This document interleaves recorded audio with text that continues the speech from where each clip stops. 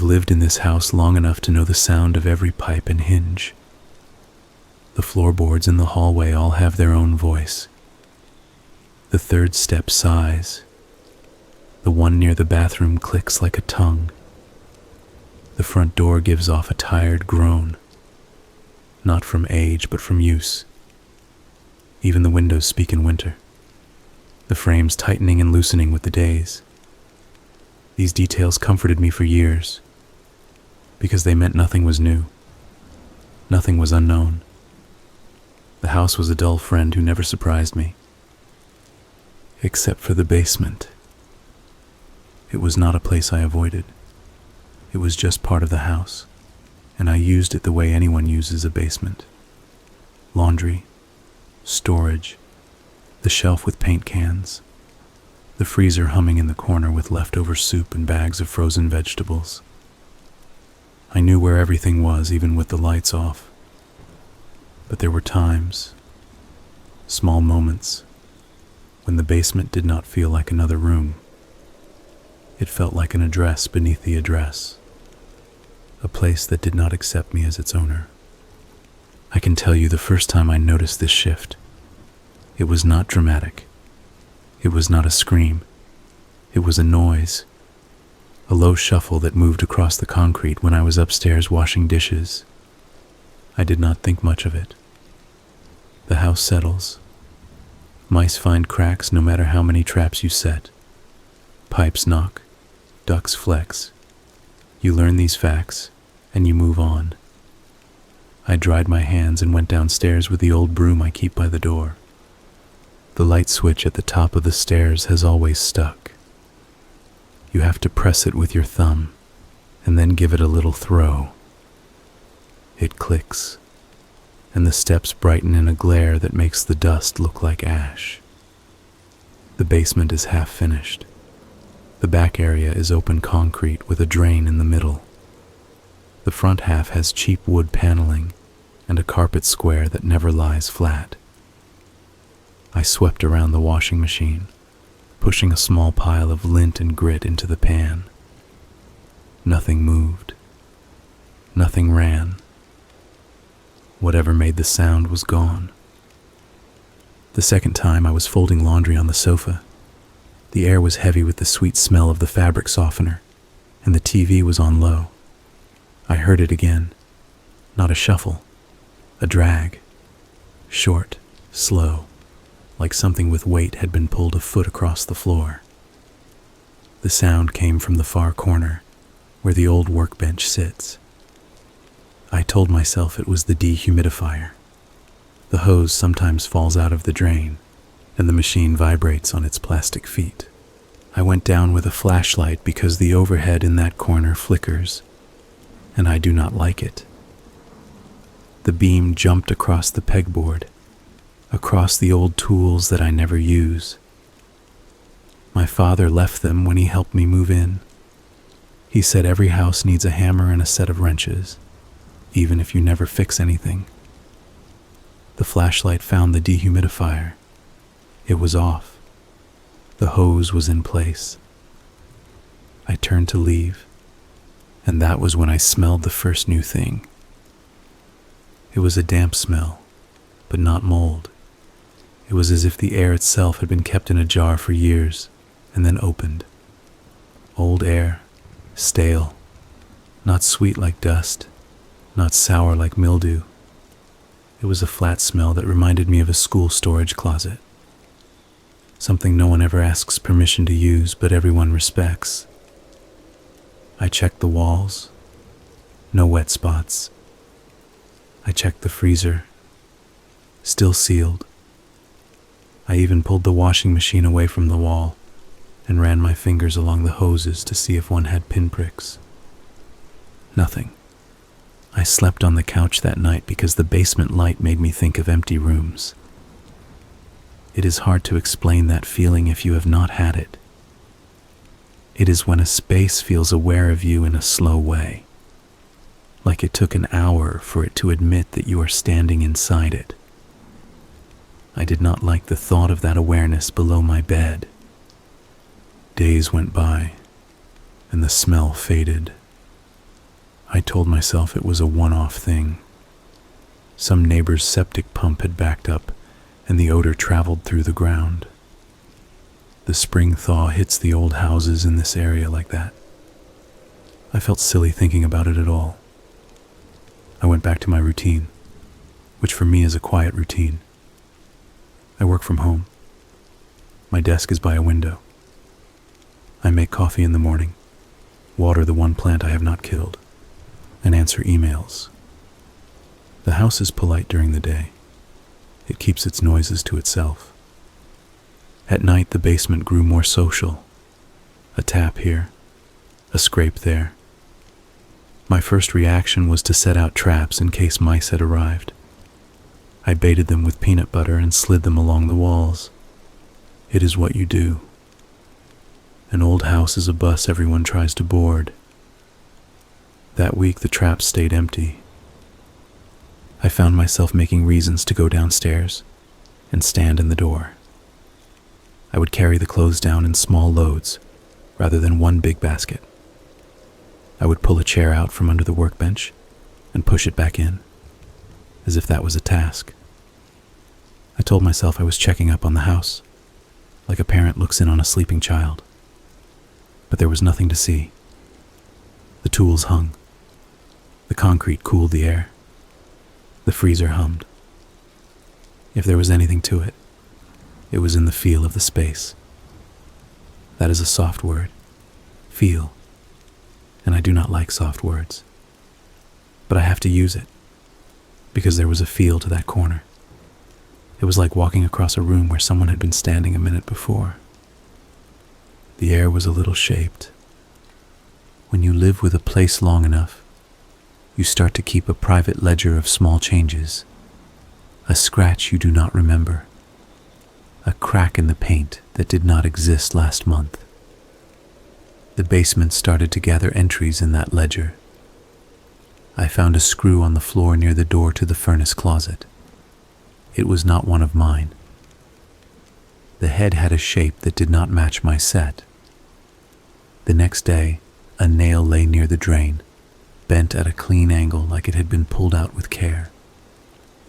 I told myself a shelf had shifted because of humidity and shed a fastener. I would have believed that if the shelves were loose or if any boards were out of place. But everything sat as it had for years. One morning I came down, and the workbench stool was not tucked in. It was pushed back half a foot. I stared at it as if I could catch it in motion by looking hard enough. I did not move it. I went upstairs and drank my coffee standing at the sink, as if standing would keep me awake to the house. After an hour, I went back down. The stool was where it had been for the last decade, tucked under the bench, rungs facing the wall. I told myself I misremembered. That is easy to do with daily objects. They float around. But I could picture it clearly, how the stool had sat a little bit into the room, a suggestion of a person about to sit. This is where I should admit the basement door does not quite latch. The frame is old. Things shift. A hard swing will catch it, but a draft can ease it back. I have wedged it more times than I have fixed it, which is my approach to most repairs. I tell myself I will get to them. I do not. So if the door was a little open, and if the stool was a little moved, and if the smell came and went, normal explanations exist. Houses do not need strangers to be strange. Then the light started to switch on by itself. The first time I noticed it was on a Tuesday. I remember because Tuesday is when I run the towels. I put the load in after dinner and went to bed early with a book. The heat clicked on a few times. The house breathed in that steady way you learn to ignore. At 2 a.m, I woke up and had to pee. In the hallway, a slice of light lay across the carpet. It came from the bottom of the basement door. I thought I had left it on. I did not feel scared. I felt like an idiot who would pay for a glowing bulb on my next electricity bill. I went down and turned it off. Nothing down there. No movement. The corner looked still. I came back up, used the bathroom, and fell asleep without thinking about it. On Friday, the same thing happened. I woke to a wide line of light. I went down and turned off the switch. I decided to replace it the next day, in case it was stuck, though I did not know how a switch could stick in the on position if it had clicked into place. Saturday morning, I drove to the hardware store and bought a 2-pack of toggles, a little bag of wire nuts, and a new cover plate because the old one had a hairline crack at the screw. The man at the counter told me to turn off the breaker before I touched anything. I told him I would. He told me again. I smiled. I turned off the breaker when I got home and swapped the switch. I turned the breaker back on. The light worked. The cover plate sat clean and tight. I felt better. That night the light was on at 3 a.m. I stood in the doorway and looked down the steps. The bulb threw a hard circle on the floor. The center was white. The edges grayed into shadow. I did not go down. I turned off the switch and put my hand flat to the door as I closed it, feeling the hollow way it met the frame. I put a chair in front of it when I went back to bed. This was a small act. It felt silly. I did it anyway. I woke up again at 4:30. The house was quiet. I went into the hall. The slice of light was back, much narrower now because the chair pressed the door tighter than the latch would have. I held the chair by the back and slid it out of the way. I put my ear to the door. Nothing. No hum beyond the freezer and the faint ticking of the dehumidifier. I turned the knob and pulled. The door stuck against the chair leg, then came free with a mild thud. The light cut down the steps. On the top step, I paused. I was not scared yet. Or I told myself I was not scared. I was curious in a low, dry way that did not admit fear. Why would a light that I turned off after replacing the switch be on again an hour later? Questions like that live in the body as much as the brain. My shoulders tightened. My mouth dried. But I wanted to say I had gone down and looked. Step by step I went. The wood treads creaked in the order they always creaked. I know them by sound. On the third from the bottom, I put my hand out and touched the rough concrete wall, then let my hand fall. I stepped onto the floor and felt the cool come through my socks. The light was indeed on. The bulb was new. The switch was up. The pull cord on the other fixture hung still. The workbench stood. The stool sat tucked. The washer and dryer sat quiet. The light above the back corner flickered once and stayed steady. I turned the switch off. The bulb dimmed, and the room folded into the pale spill from the window wells. I walked to the far corner, turned in a slow circle, and waited for whatever my body expected to happen. Nothing did. I went back upstairs, put the chair in place again, and lay in bed staring at the ceiling until the first color showed behind the trees. The next day I bought one of those cheap motion sensors that screw into the socket. It was the kind that turns on when you walk in the room and shuts off after 5 minutes. I screwed it in and tested it. It worked. I said out loud, "Problem solved." It is strange, but saying those words like that made the basement feel smaller, like the room had listened and accepted the plan. That night, the light under the door woke me up again. I do not know the time. I did not look at the clock. I put my hand on the chair and did not move it. I watched the light for a long minute. It stayed. I said out loud, "It is the motion sensor. Maybe a spider. Maybe dust. Maybe the heat from the furnace kicked on and moved the air enough to trigger it." I kept my hand on the chair. I did not go down. In the morning, I saw something new. The workbench had a shallow drawer that never fully closed because of a warp in the wood. You can push it until it catches on the angle and then it stops. I had accepted this years ago. That morning, the drawer was flush. It had never sat like that. The face of it aligned with the bench as if someone had planed it and set it back. I pulled the drawer open.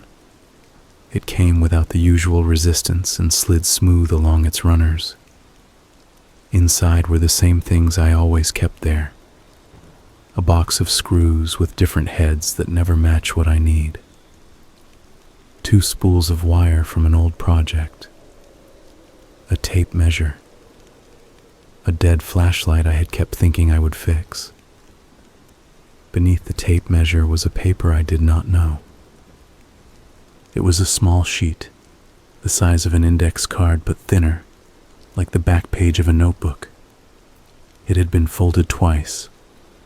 When I opened it, it showed a pencil outline of the basement. Not to scale, just a plain map. The stairs marked by a rectangle, the washer and dryer in their corner, the workbench along the wall.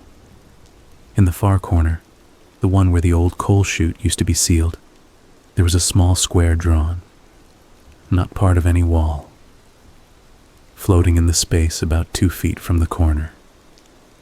The square had no label. In the center of the square was a dot. I stood there with the paper in my hands and, in a very calm and steady voice, I told myself this was mine. I must have doodled it years ago and tucked it away. Maybe I meant to sketch a new layout. Maybe I thought about building a shelf. The square was where I had once thought to put an extra table. The dot meant nothing. A nail head. A screw hole. I folded the paper back the way I found it and put it in the drawer. I closed the drawer flush and watched the straight line it made with the bench. I told myself the wood had settled and found its track. Wood does that. It is not a mystery. That night, I dreamed about the square. In the dream, I was sitting on the bottom step and staring at that small shape drawn in the air. The dot pulsed like an ember. The house above me was quiet, as if I had carried all the noise down here and left the rooms empty. I woke before I reached the square. The morning light felt brittle. I made coffee and watched the basement door. During the day, I pulled the workbench away from the wall to see if there was anything behind it that would explain the changes. The wood scraped on the floor, loud and simple, and for a moment the honest noise of wood on concrete gave me relief. Behind the bench was nothing but dust. I swept. I looked for small holes, for marks, for a trail a mouse might make along the baseboard. Nothing. I pushed the bench back. The floor has small puckers where the legs sit. It settled into them with a soft click. I carried my cup down and stood where the square would be if the drawing were true. The idea of a square floating in the air is silly, but I thought of it that way. Not a mark on the floor. A square in space you could walk through. I put my hand out where the dot had sat. My fingers touched nothing but cool air. I could stop here and tell you I let it go, but I did not. The basement had moved from background to foreground in my head, and once that happens, every trip down the stairs becomes a check. I started to keep a simple log in a notebook by the washing machine. Date, time, what I found. For a week, the entries were blank. Light stayed off at night. Drawer stayed flush. No new smells, no sounds beyond the kind I could name. I began to hope it had been a stress bar that finally snapped. This is a phrase an old boss of mine used. He said everyone has stress bars in their life. Thin, invisible things that hold weight until they do not. When a bar snaps, the thing it held drops. You look around for the sound, but there is nothing to see. You just know something gave way. On a Wednesday afternoon, when the light through the window wells fell at the angle I like because it turns the dust into a slow rain, I dropped a sock. I bent to pick it up, and my knuckle tapped the concrete. The sound it made did not match concrete. It was not the dull thud I knew. It was the hollow sound of a drum with a tight skin. I knocked again, knuckles to floor, and the note stayed light. I knocked 6 inches to the left. Solid. I knocked 6 inches to the right. Solid. I knocked again where my knuckle had hit by accident. Hollow. I did this for a full minute, marking out a rough rectangle with sound. The edges were sharp. The hollow area was 2 feet by 3, more or less, centered near where the drawing square would have been if projected down to the floor. I stared at that patch and felt a simple emotion. Irritation. Why had I never stepped there and heard it before? I walk over this area every week. I got a hammer from the pegboard. The claw had a shallow rust stain I had been meaning to clean. I tapped the head to the floor. The sound was clear and thin. I set the head down and tried to feel any give with my palm. The surface felt solid. It was the same gray as the rest, the same grain, the same small flakes of aggregate. I did not hit it hard. I am not a person who busts into a floor because of a noise. I tapped around the edges and then put the hammer back. That night, the light under the door woke me at 2:17 a.m. I know the time because I looked at the clock and told myself to remember it. I did not move the chair. I listened. The house around me was quiet in a deep way, as if it held its breath on a count. I put my ear to the door and heard, through the wood, a low rasp that began and ended in a way that made it feel like speech without words. It was not in my head. It had shape. It rose and fell. It stopped. I held my breath and waited. It did not come back. I felt a long pulse in my neck and realized I had been holding still for too long. I went back to bed and did not sleep. The next morning, I did something I should have done months ago. I called a contractor. I told him I wanted the basement checked for structural issues. I said I thought I had some hollow areas in the slab and maybe a problem with the old coal chute seal. He asked if there was water. I said no. He asked if there were cracks. I said nothing you could not call normal. He said he could come the following week. I said fine. He told me to take pictures of any areas that worried me. I told him there was nothing to see. He laughed and said there always is. I did not take pictures. I felt that if I took a picture, I would be forcing the basement to choose a side, and I was not ready to see which side it would take. I went through the day with a dry mouth and the feeling of being watched, but not by a person. It was like when you walk by a statue in a museum, and your eyes keep sliding back to it, even though you think you want to look at the painting. The statue does not move. It does not ask. It simply holds attention. Late that afternoon, I stood in the basement again and looked at the hollow patch. The light from the window well had moved. The dust now hung in a different angle. I put the heel of my shoe on the spot and pressed. Nothing gave. I put the toe of my shoe on the center and pressed. A tiny flex. It could have been in my head. I pressed again and felt, not a shift, but a relief, a sense that pressure had opened something, like the pop in your ears on a plane. The smell of old air returned, flat and thin. It moved across my face with no breeze. I stepped back, took the hammer from the pegboard, and crouched. I did not swing. I pressed the claw into a hair-thin seam I had not noticed before. The claw fit as if the seam had been cut with it in mind. I did not pull. I only held the pressure. The seam let go with a sound like a kiss on a window. The concrete did not crack. It lifted. I set the hammer down and put my fingers into the seam. I lifted. A piece of the floor, light as a thick book, came up in my hands. Beneath it, dark and square, was a hole. The edges were clean. The sides were not concrete. They were wood.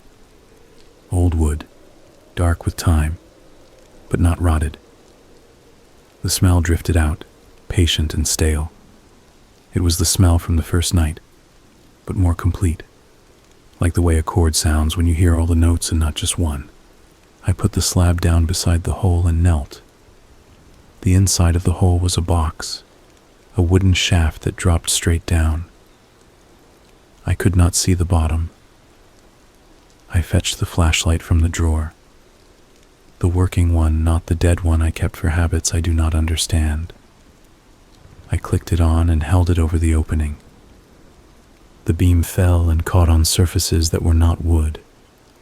They were smooth and sat in a line, like small shelves cut into the side of the shaft. I realized they were not shelves but grips. A ladder. Not a metal rung ladder, but small hardwood blocks fixed into the wall, each one with a shallow bevel for a hand. I moved the beam and saw at least 10 of them, dropping straight and even. Beyond them, only dark. I called out. Not a name, just a sound. A hello sent towards something I did not want to name. My voice went down and did not return. No hollow echo came back. I turned the light off, and the hole became a fact in the floor, a square that made the rest of the room doubt itself. I stood and paced a tight circle, and then sat on the workbench stool without realizing I had moved. My hands rested on my knees. I did not shake. I did not breathe fast. I felt the feeling you get when you stand on a curb and a bus passes close. You feel the weight and speed in your skin. I decided in the plainest way that I would not go down. I would call the contractor the next day and say I had found something under the floor. I would stand next to a man who had seen many strange things in houses and let him say the words that make a problem into a task. But it was late in the day, and there was a square in my floor now, and the light above it made a skin across the opening in a way that looked like a lid, even though there was none. I did not like the idea of leaving it open overnight. I reached for the concrete piece. It was lighter than I expected, as if the bulk had lost weight with the lift. I slid it back over the hole, careful to align the edges with the seam. The piece settled without sound. The line disappeared. I stood and stepped on it. Solid. The old smell stayed in the air, but the room felt like it had, which is to say, it felt like a room again. I put the hammer back, took the flashlight upstairs, and put the chair in front of the basement door as if it could hold more than wood. At 1:11 a.m., I woke to the sound of the stool scraping. It was not a guess. It was the exact noise of wood legs moving on concrete, that honest scratch I had made myself when I pulled the bench earlier. The sound was not loud. It was precise. It moved 2 inches and stopped. It did not move again. I wanted to think I had dreamed it. I listened for anything that would make the sound into a different thing. A branch on the siding, a truck on the street. Nothing offered itself. I stayed awake until the frame of the window softened with morning. The contractor called to reschedule before I could call him. He said a job had run long.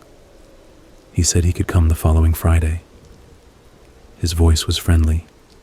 He sounded tired. I said Friday was fine. We picked a time. When I hung up, I stood in the kitchen and held the phone as if it might decide I had made the wrong choice. I went downstairs in the daylight and stood on the patch. The seam was invisible. I knocked and heard the hollow note. The smell was faint. I pulled at the edge with my fingernails and could not find purchase. I fetched the hammer and set the claw. It slipped in with that neat kiss of separation, and I lifted the piece again. The same square, the same dark, the same little ladder. I noticed a new thing. On the third block down, where a hand would go if a person were climbing, there was a faint smear. It was not dirt. It was oil. The old oil a hand leaves when it holds a stair rail for years. I do not climb ladders with dirty hands. I had not touched those blocks. The smear was fresh. I bent closer and smelled it. It had no scent except for that thin old smell the shaft held. I put the flashlight beam down and counted the blocks again. 10 visible, and then dark. The blocks were set closer together than a normal ladder. They were almost small steps. The thought came that the blocks might be for hands and feet, made for smaller spacing.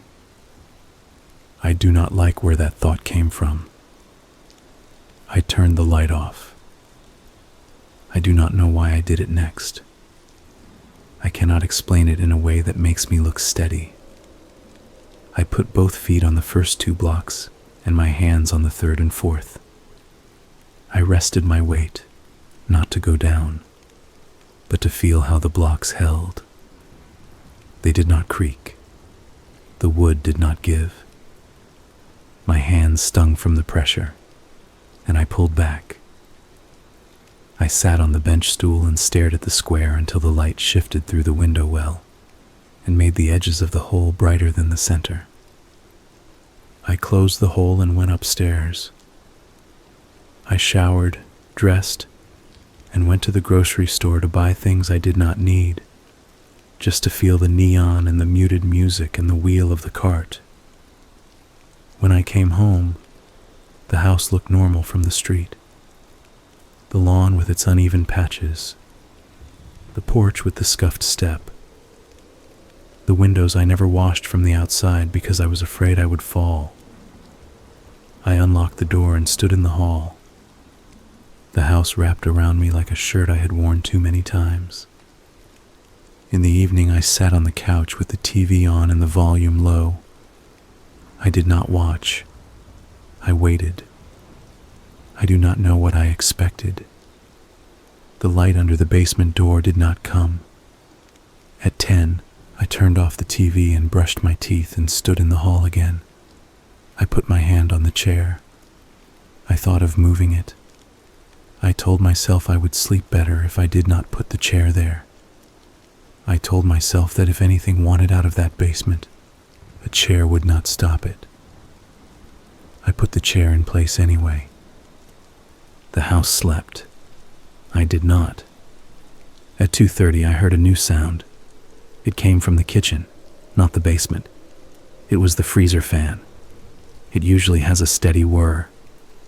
That night it stuttered twice, like a breath caught in a throat. The tone steadied. I sat up and waited for the next odd thing. It did not come. I finally slept a short sleep full of sharp edges. Morning was kind. Sun hit the sink. The kettle sounded like it always does. I made coffee and drank it standing up because chairs felt like a choice I did not want to make. I went to the basement when the mug was half empty and opened the door without touching the chair. The smell of old air met me like a person who wants to talk, but is shy about how they sound. The hole was closed. The room was as I had left it. The stool sat tucked. I turned on the light and walked straight to the square and lifted it without thinking about whether I should. The claw slipped in. The slab came up. The shaft waited. The blocks waited. The smear on the third block had dried into the wood and vanished. This is where I will tell you the first true wrong thing I did. I did not call the contractor back. I did not call a friend. I did not call the police. I put the flashlight in my pocket and lowered myself into the shaft until my feet found the second block down. My hands took the next two. I told myself I would go 4 blocks and then stop. I would look and then climb back up. I would make a rule and keep it. The wood was cool. The shaft did not press in on me. It was wider than it looked from above. The air was not damp. It was not sweet. It was not sour. It was old, and I breathed it like a person who has held their breath under a pool and come up and found the surface where they expected it to be.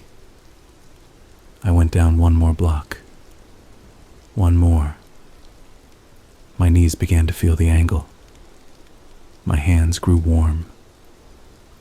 On the 7th block, my right hand slid, not from moisture, but from a smoother patch of wood that had been touched more than the rest.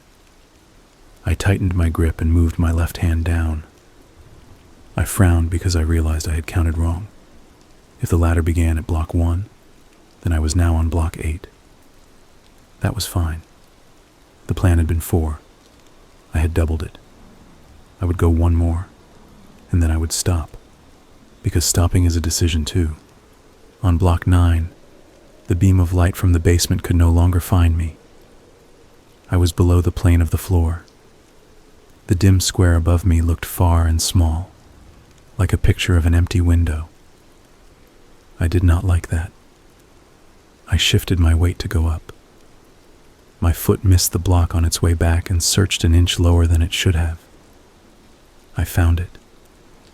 I put my weight and pushed and felt a tightness in my left forearm. I knew would be a bruise later. I made the turn, and then the block under my right foot tilted.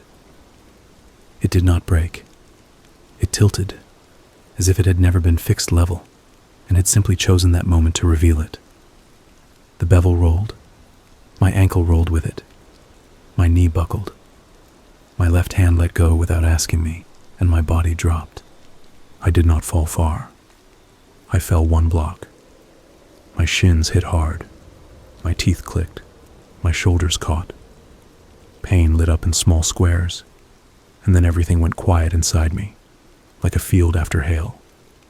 I hung there and then pulled myself up 1 block and then 1 more. I did not count going up. I do not know how many it was. I reached the square of light and pushed myself through it, belly on the floor, elbows scraping the edge. I rolled onto the concrete and lay on my back and watched the light fixture on the ceiling flicker once, as if timed for me, and then hold steady. I sat up after a minute and put the slab back over the hole. My hands shook. My breath came out in a thin line.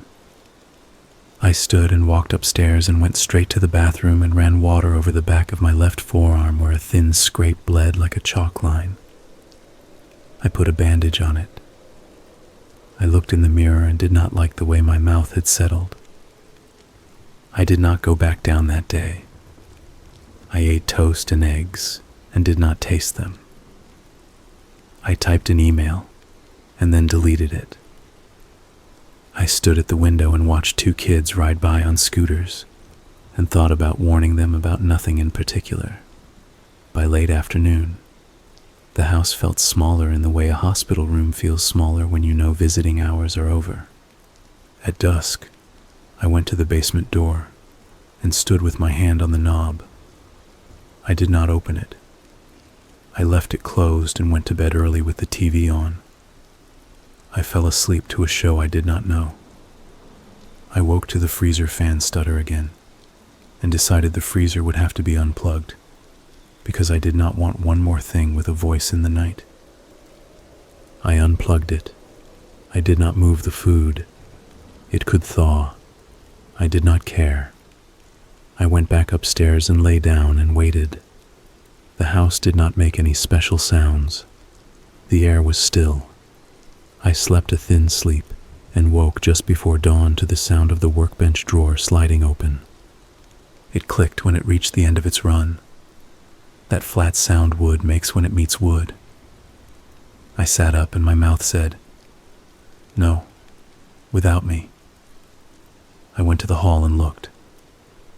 The line of light under the door was not there. The basement light was off. I opened the door and went halfway down the stairs so I could see the workbench. The drawer was open. The paper with the square was folded on top of the tape measure as if someone had set it out for me. I stood there, halfway between floors, and said, out loud, "Enough." It was not a brave word. It was a tired one. I went down, picked up the paper, and unfolded it. The map was the same, with one change. The small square in the far corner now had a second dot beside the first. 2 dots, like eyes in a small face. The lines were not new. They were old pencil, rubbed and set into the fibers the way graphite does when it has been pressed and then held in the dark for a long time.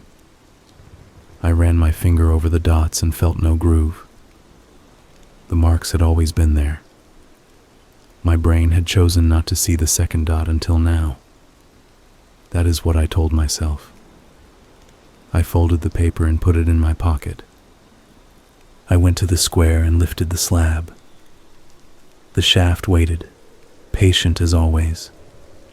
I put the flashlight beam down and saw the blocks, and the one that had tilted, and beyond it, further down than I had gone, the faint suggestion of a floor that was not the bottom because the beam did not reach it, but something that caught the light, and then let it go.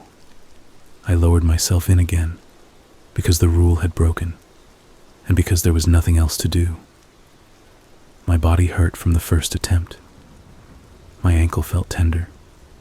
My forearm burned. I climbed anyway. I passed the tilted block and kept my weight close. I breathed in through my nose and out through my mouth, and kept my eyes on the next hold like a person whose world had narrowed to one thing at a time. On the 14th block, my left knee brushed a surface I did not expect. It was not a block. It was a plane. I moved my hand down to the next hold and eased my foot down, and there it was. A landing. Narrow. Wood. The shaft continued below it. The landing had a lip. I pulled myself onto it and crouched. The space in front of me widened. The flashlight beam hit the opposite wall and stopped. I stood and turned, slow, because I did not know how much room I had. The landing was the size of a small closet. It had a second hole cut in its floor, offset, with another set of blocks leading down. The blocks here were newer than the first set, the wood lighter, the bevels sharper. The air had a taste. It made the back of my tongue feel thick. I would tell you what it tasted like if I had a word. The closest I can come is this. It tasted like the old paper in a library basement, the kind people are careful with, the kind that goes brittle at the edges and lets off a dry sigh when page meets page. There was a second thing on the landing that was not part of the shaft. A small wooden box sat flush with the wall, plain and square, no lid, no hinges. It was attached to the wall in a way I could not see without lying down. The flashlight beam showed inside it a dark interior with a line of dust along one side, like the dust that forms on a windowsill when the pane is always closed. I leaned down to look, and something in the dust had tracks. Not tracks like an animal, not the soft V of a mouse or the tiny dots of a beetle. The tracks were two straight lines with a break between them, repeating in a small, steady pattern, row after row, as if a tool with two prongs had walked through and left its code. I felt the wrongness then, not in my head, but in the skin on my arms. I straightened too fast and knocked my shoulder against the wall. Pain bloomed and then receded into the general ache. I put the flashlight down with the beam pointing at the opposite wall and sat with my back against the shaft. I closed my eyes and tried to hear the house above me. Nothing came. It felt like I was under a lake in winter, the ice thick and the air still. I do not know how long I sat there. The light made a bright line on the wood that inched along as particles rode through it. When I opened my eyes again, I put the flashlight in my mouth and used both hands to feel the edges of the landing, to understand if it was a platform or a room. My fingers touched a joint in the wood that had been cut with care. The boards here were tight. The nails or screws were set deep. Whoever made this did not hurry. At last, I leaned over the second hole and let the beam fall. It showed another run of blocks, more of them than the first set. Far below, the light caught on something not wood. It glinted and then did not. I did not understand it. It looked like a sheen on standing water, but the color was wrong. It was not the blue you might expect. It was a brown, a dark syrup color that did not move. I did not go down. I did not climb back up. I did what my body told me before my mind could argue. I reached into my pocket and took out the folded paper from the drawer. I opened it on my knee. The map looked the same, except now the two dots in the square seemed to space themselves wider apart. It was an illusion. The paper had not changed. My hands had. I folded it again and put it in my pocket and stood, slow, and put both feet on the first two blocks down from the landing, as if to feel the angle I would have to hold if I continued. That is when the light above me, the one from the basement that had shrunk to a thin square, dimmed. Not flickered. Dimmed, as if someone had put a hand over the opening. The dimness held for 3 beats and then went away. The light came back the way a face comes back from a window. I climbed. I did not move fast. I kept my breath even. The blocks felt dry. None of them tilted. I made the square and pushed myself up and out and set the slab in place and went upstairs and turned the basement light off and put the chair against the door and lay on the floor in the hallway with my hands open by my sides and did not close my eyes until the sun was a hard stripe on the far wall. When I woke, I had an imprint of the carpet on my cheek. My body hurt in small ways that made larger thoughts hard to hold. I drank water and stood in the shower until the tank emptied. I dressed and looked at my hands and saw the lines of the bevels printed on them like temporary tattoos. I touched the bandage on my forearm and felt the heat under it. I called the contractor and let it ring until it went to voicemail. I did not leave a message. I walked from room to room upstairs as if I were checking a hotel room I had just paid for. The house sat. The corners held.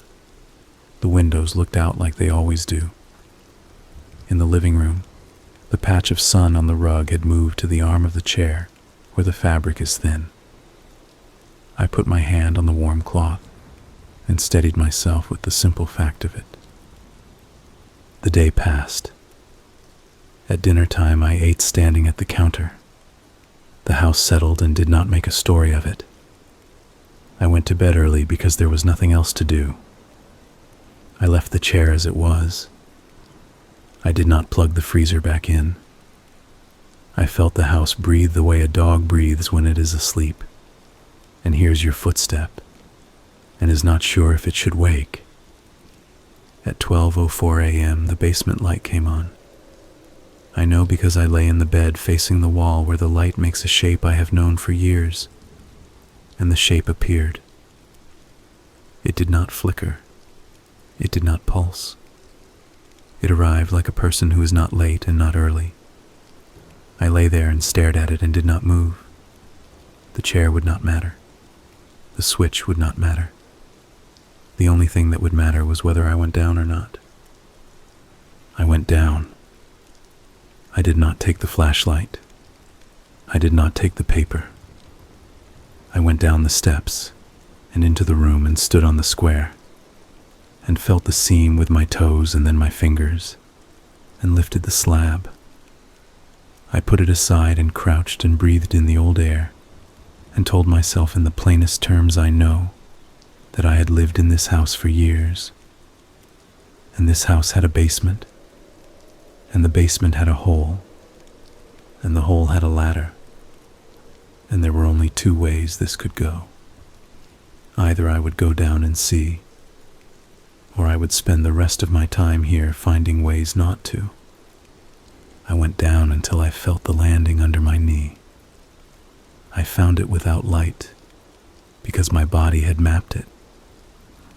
I stood on it and faced the second hole and felt the air move. It moved in a way that does not make sense underground. It moved like the draft you feel when a train arrives before you see its light. That subtle push of something bigger than the tunnel making a space for itself. The movement died. The air settled. I put my foot on the first block and then the second and then the third. The dark below had a shape now. It was not a surface. It was a room. I could not see its size, but I felt it the way you can feel the size of a room with your voice. I did not call out. I listened. Somewhere below me, something settled.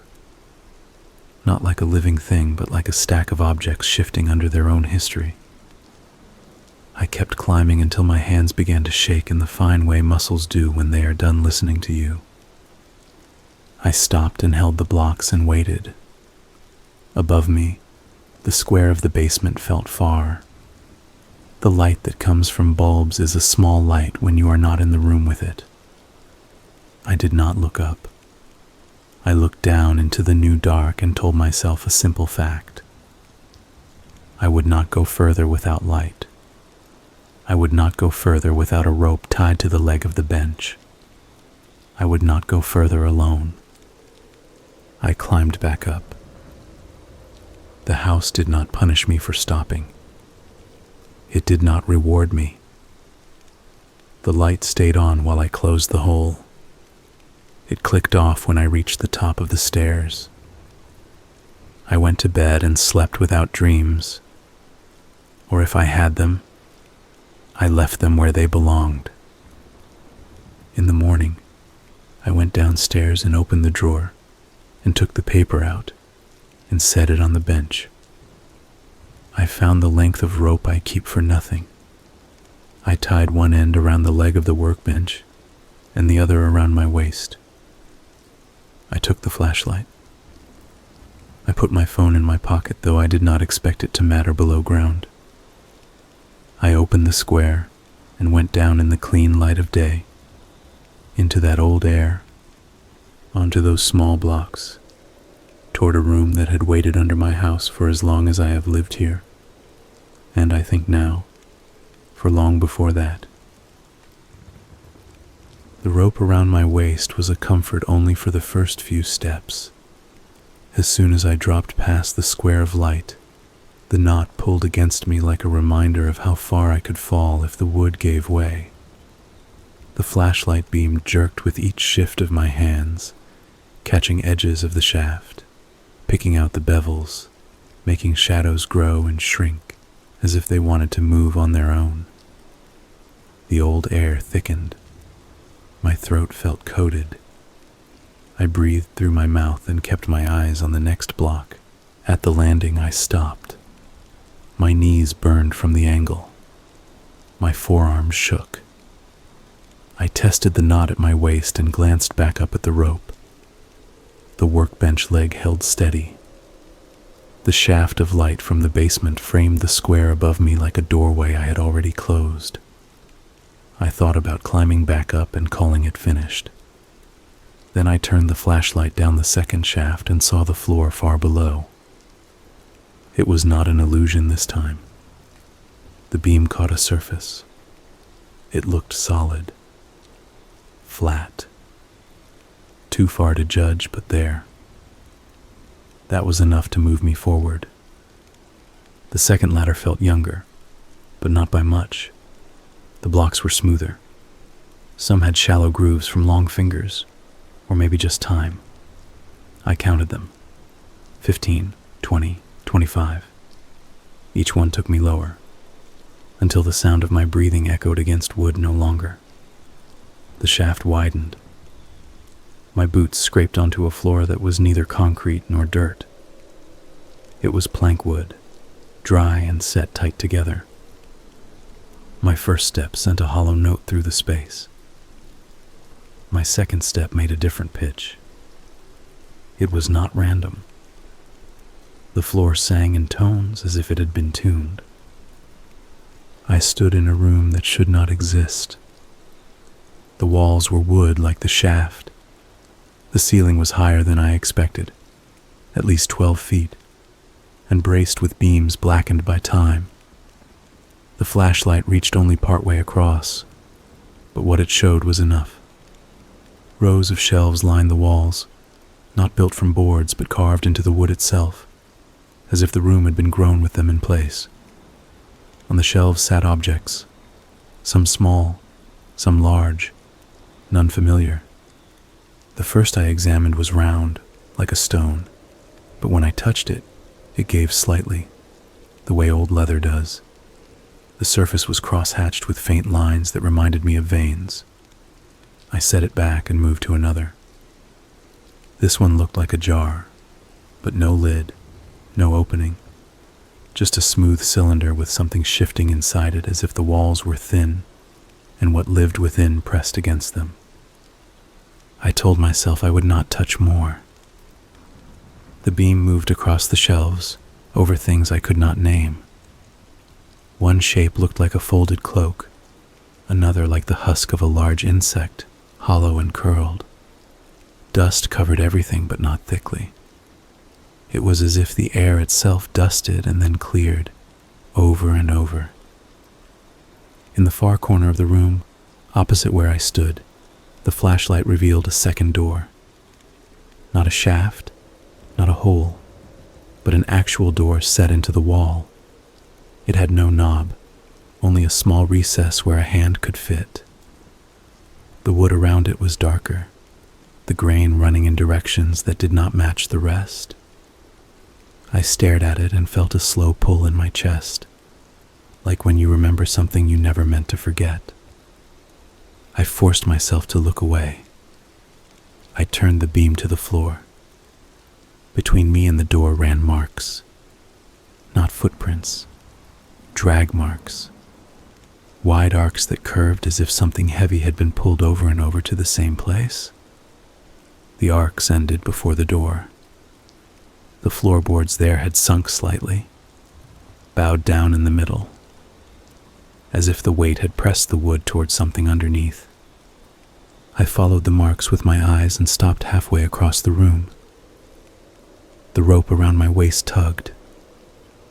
I had forgotten it until then. It ran up to the square above, taut but steady. I felt the knot again, reassured that it was still there, though part of me wished it wasn't. The rope felt like a leash now, not safety. I turned in a slow circle, the flashlight playing across the shelves. On one, near the middle height, sat something that should not have been there at all. A glass jar, like the kind you'd find in a kitchen, with a screw-top lid. The lid was rusted. Inside was a scrap of paper, folded. Unlike the other objects, this one was familiar. Too familiar. My mouth went dry. I lifted it down. The glass was cold. The lid resisted but gave with a brittle snap. I shook the paper out. It was the same pencil sketch of the basement I had found in the workbench drawer. The same square. The same dot. But here, on this version, there were 3 dots, aligned in a row like a path. I dropped the paper. It landed flat on the tuned boards and made no sound. None at all. I bent to pick it up, and the silence deepened, as if even my breath had been taken out of the room. I looked up at the rope. It did not move. I looked back at the shelves. The objects sat as they had. But the door in the far wall looked closer now, though I had not moved. I backed toward the shaft. My boots struck the boards and found the first block. I climbed. My arms shook, but I climbed. The paper stayed on the floor, the sketch staring up at me, the 3 dots waiting. I did not look down again. I reached the landing, then the first shaft, then the square of basement light, and heaved myself onto the concrete floor. The rope dragged behind me. I untied it with clumsy fingers and shut the square with the slab. I sat on the step, gasping, the flashlight rolling on the floor beside me. The air in the basement was sharp and clean after the old weight of that room below. I told myself I would never open it again. I told myself it had been a mistake. I told myself lies I wanted to believe. Then, from under the slab, through the wood and the rope fibers, came the faintest sound. A tone, high and thin, like the pluck of a single string. I did not sleep the night I heard the floor sing. I lay on the couch with the lights on, staring at the ceiling, waiting for another sound to follow. None came. The house was quiet, unnaturally so. Even the pipes seemed to hold their breath. My body ached from the climb, and the knot of the rope had rubbed my hip raw. But what kept me awake was not pain. It was the memory of that room, its shelves, its objects, its impossible door, and that jar with the folded paper inside. I tried to tell myself I had imagined the tone, that it was just the ringing in my own ears after the climb. But I knew better. The sound had come from below. It had traveled through wood and air to reach me. The floor had a voice now, and voices do not go away because you wish them to. Morning light did not bring comfort. It only showed how ordinary everything looked. The kitchen smelled of coffee. The window let in a square of sun. The basement door sat closed, with a chair pressed against it. I stared at it as I sipped my drink, half expecting to see it move. It didn't. It simply sat there, waiting. By noon, I couldn't take the silence anymore. I opened the basement door and stood at the top of the steps. The light was off. I turned it on. The bulb glared down, spilling shadows across the washing machine, the dryer, the old workbench. The square in the floor looked unchanged. The slab sat flush. No sign of seams. No sound. No smell. But I knew what was beneath. I told myself I was only going down to do laundry, a normal task, a reason to be there. I carried the basket down, set it by the washer, and began sorting. Socks, shirts, towels. My hands worked while my eyes kept darting toward the slab. I tried to ignore it, but ignoring it was impossible. It was like trying not to think of a word once someone has said it. The thought was already in my head. 3 dots now. Not 1. Not 2. 3. The sound of the washing machine filling with water calmed me a little. It was a steady noise, familiar, unthreatening. I leaned against the counter and closed my eyes, just listening. Then, faintly, beneath the rush of water, I heard it again. The high, thin tone. Not as sharp as the night before, but clear. It lasted for 3 heartbeats and faded. My eyes opened. The machine still ran. The slab still sat. But the sound had returned. I gripped the counter until my knuckles went white. I wanted to run upstairs, slam the door, leave the house entirely. But I didn't. I stood there, frozen, until the washer clicked into its next cycle. Only then did I let myself breathe. That night, I dreamed of the shelves.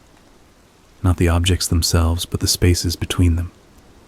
Dark gaps, waiting to be filled. In the dream, I carried items down from my house. My coffee mug, my shoes, even my pillow, and set them carefully on the shelves. Each time I placed one, the space sighed, as though relieved. When I woke, the pillow beside me felt heavier, as if something had borrowed it and returned it imperfect. The days blurred after that. I tried to distract myself with work, with errands, with television. But every quiet moment turned into listening for that tone. Sometimes it came in the afternoon, a faint pluck beneath the floor. Sometimes it came in the middle of the night, sharp enough to wake me.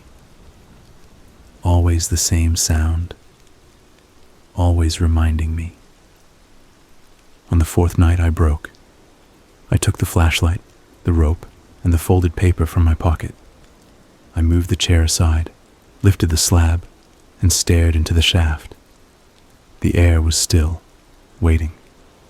I tied the rope around my waist and lowered myself down. The climb was easier this time. My body had learned the rhythm. Hands, feet, breathe. At the landing I paused, then continued into the 2nd shaft. The wood felt familiar now. The grooves in the blocks like handshakes I had shaken before. The flashlight beam swung across the widening space until it landed on the floor of the room. I stepped down onto the tuned boards. The silence swallowed me. The shelves loomed. The objects sat as they had. The jar with the paper was gone. I froze. The shelf where it had been was empty, a clean gap in the dust. My stomach turned cold. I spun, sweeping the flashlight across the room. Nothing. The shelves looked untouched otherwise, but the jar had vanished. My first thought was that I had imagined it. But no. I remembered the weight of it in my hands, the crack of the lid, the paper falling soundless to the floor. I remembered it too clearly. It had been real. The flashlight beam landed on the floor near the far wall. There it was, the jar, sitting upright, the lid off, the paper spread beside it. The sketch showed the 3 dots again, but now they were connected by a line, a path leading away from the square. The line pointed directly to the door in the wall. I stood rooted, my breath caught in my chest. The paper seemed to glow in the light, the pencil lines darker than they should have been. I didn't want to touch it again, but leaving it felt worse. Slowly I crossed the room, each step ringing on the boards with a different note. When I reached the paper, I bent and picked it up. The moment my fingers touched it, the tone sounded again. Not faint this time, but loud, resonant, filling the room. The boards vibrated beneath my boots. The shelves trembled. Dust sifted down from the beams above. My flashlight flickered, then steadied. The tone faded, leaving me shaking and clutching the paper. The line on the sketch pointed to the door. My eyes followed it despite myself. The recess in the wood looked deeper now, as if waiting for my hand. I stepped back. I told myself to climb up, to leave, to never return. But my feet didn't move. Instead, I reached out and pressed my palm into the recess. The door gave way without a sound. It swung inward, revealing a narrow corridor lined with the same dark wood. The flashlight beam showed walls that seemed to bend, curving slightly as if leading me somewhere. The air that drifted out was colder than the room, sharper, carrying a faint smell like stone rubbed with iron. I stood at the threshold, the rope tugging gently at my waist. My pulse thudded in my ears. I should have turned back. I should have sealed the slab and left the house forever. But something in me, the same thing that had kept me listening for the tone, that had brought me down here again, pushed me forward. I stepped into the corridor. The walls closed around me. My shoulders nearly brushed both sides. The boards beneath my feet made no sound now. The silence was absolute. I walked, the flashlight beam guiding me, the rope dragging behind like a tail. The corridor curved left, then right, then down a slight slope. I lost track of direction quickly. My sense of the basement above, of the house, of the world outside, it all fell away. Finally, the corridor ended at another door. This one was different. It was not wood. It was metal, rusted, heavy. A handle jutted from it, iron red and pitted. I reached for it, then stopped. My hand hovered inches away, trembling. The paper in my other hand crinkled. I looked at it. The line on the sketch ended here, at this door. Beyond it, nothing was drawn. I pressed the handle. It resisted, then turned with a groan. The door swung inward and the smell hit me, damp, earthy, like soil dug deep underground. I lifted the flashlight and shone it into the space beyond. It was not a room. It was a stairwell, spiraling downward into darkness. The steps were stone, worn and chipped. The walls were rough rock, wet in places where water seeped. The beam reached only a short way before vanishing into black. From below came a sound, faint but unmistakable. The same high tone, drawn out now, echoing up the stairwell like a voice calling from the deep. I stood there, the rope pulling gently at my waist, the paper sweating in my hand. My body screamed to retreat, but my feet stayed planted. My eyes stayed fixed on the stairs. The sound rose again, louder this time, vibrating in my bones. I knew then that whatever waited below had been waiting a very long time, and it knew I was here. The stairwell swallowed me whole the moment I stepped inside.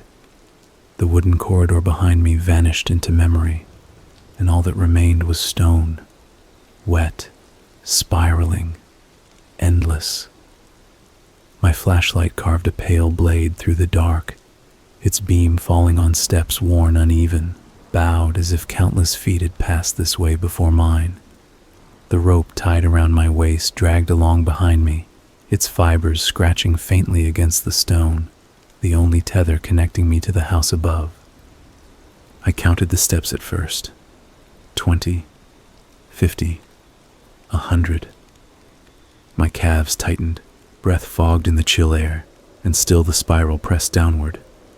The tone was everywhere, sometimes faint, carried upward from the depths, other times vibrating in the very walls, pressing into my teeth, rattling my ribs. It wasn't just sound anymore.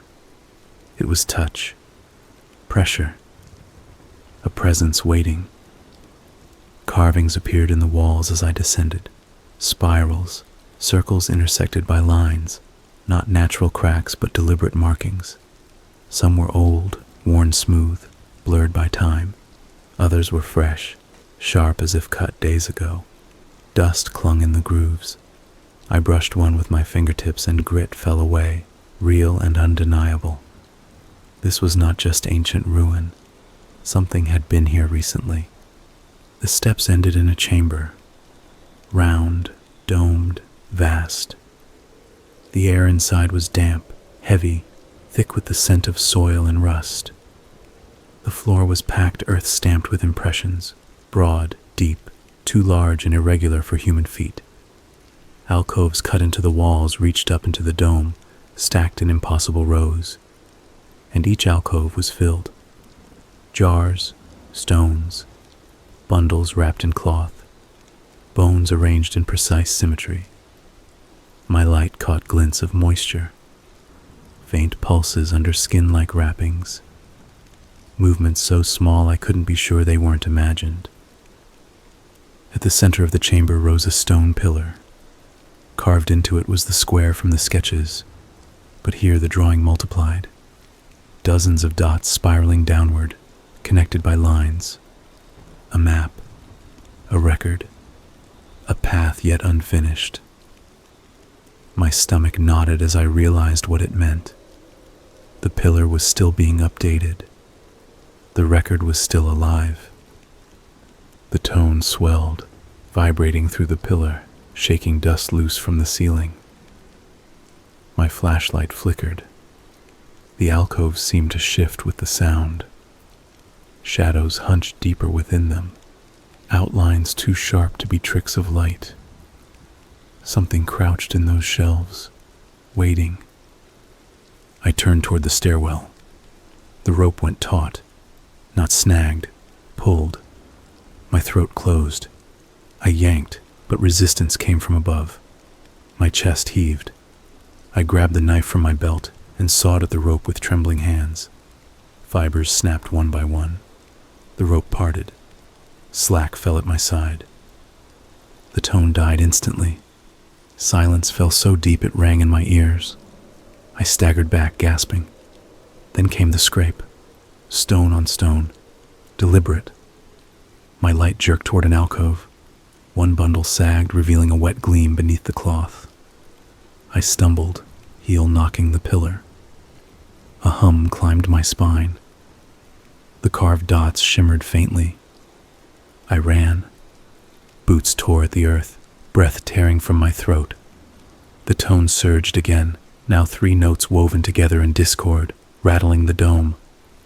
I clawed at the stairwell, hauling myself up, lungs on fire, fingers raw against stone. The rope slithered behind me, whole again, dragging along the steps like a patient snake.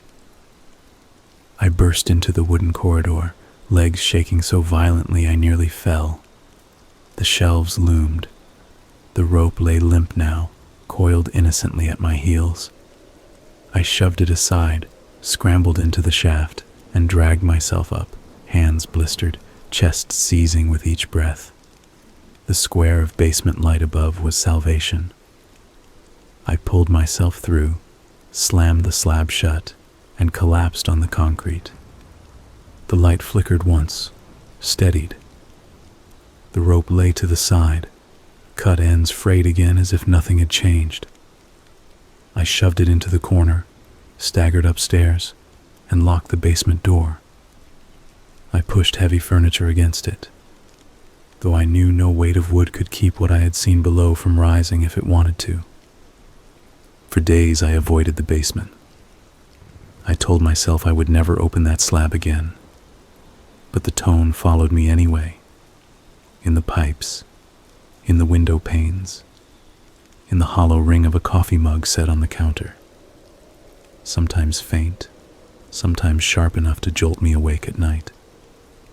I smashed one mug in anger. The shards still hummed until I swept them into the trash. The paper haunted me most of all. The sketch with its dots. I burned it. The next morning, it lay folded on my pillow, edges untouched by flame. I buried it deep in the yard. That night it sat neatly on the kitchen counter. I tore it into strips, flushed them, but 2 days later it was whole in my jacket pocket.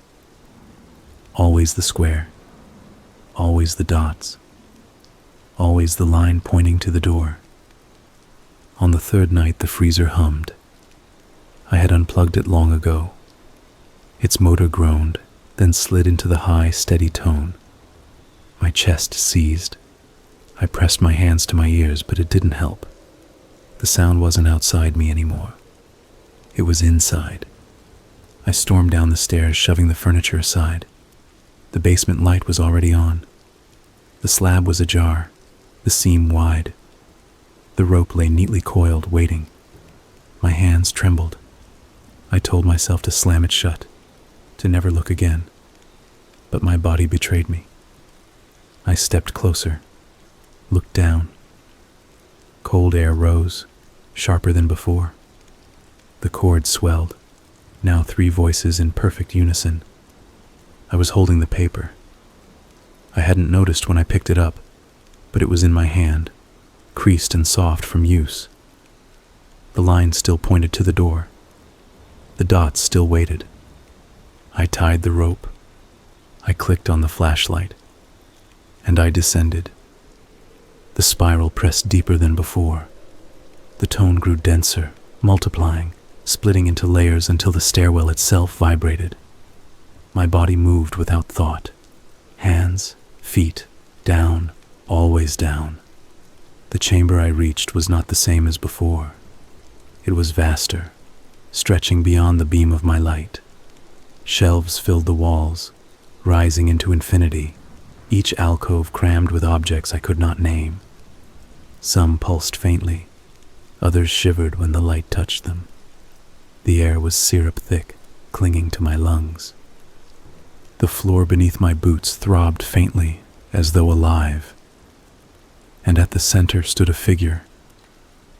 It was tall, wrong, edges blurred like smoke. Where its face should have been glowed 3 dots in a line, faint but unyielding. My knees weakened. My hand shook so badly the flashlight beam jittered across shelves, catching bones, jars, husks. The rope pulled. My body obeyed. 1 step. Another. The cord swelled. No longer 3 voices, but dozens, hundreds, harmonies too vast to follow. They filled the chamber, the stairwell, the house above. They filled me. My ribs shook. My teeth ached. I dropped the flashlight. It spun across the ground, its beam sweeping infinite shelves before dying. The 3 dots burned brighter, brighter still, until they were the only light. The rope pulled harder. My boots scraped across the living floor. My arms rose, though I hadn't willed them. The dots blazed. The figure lifted its arm. The chord resolved. Every note found its place. The shelves trembled. Dust cascaded. The air grew solid in my throat. I understood then. The house had never been mine. It had only been waiting. The basement wasn't storage. It was entrance. And I had answered. The last thing I saw before the light died was the 3 dots widening into eyes, and the shelves leaning forward as if the whole place had been waiting to welcome me home. And then, only darkness.